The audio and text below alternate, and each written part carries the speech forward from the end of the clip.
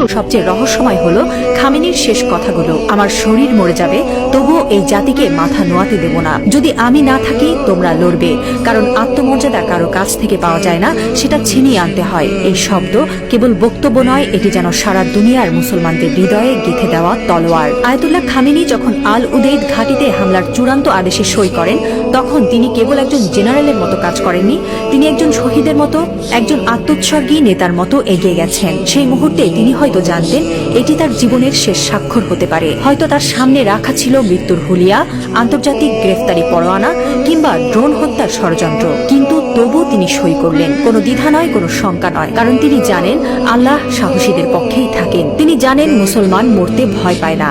যারা আল্লাহর পক্ষে থাকেন তারা জানে মৃত্যু মানেই পরাজয় নয়, বরং আত্মত্যাগী বিজয়ের শুরু। এই একজন মানুষ এখন আর কেবল ইরানের নেতা নন, তিনি হয়ে উঠছেন সারা বিশ্বের মুসলিম উম্মার প্রতীক। একজন বিশ্বাসী, একজন অটল মুজাহিদ, একজন সাহসী পিতার মতো তিনি বলছেন, আমি থাকি বা না থাকি তোমরা লড়বে। হ্যাঁ মুসলিম উম্মাহ, তোমরা মাথা নিচু করো না। লা ইলাহা ইল্লাল্লাহ, আল্লাহ ছাড়া আর কোনো ইলাহ নেই।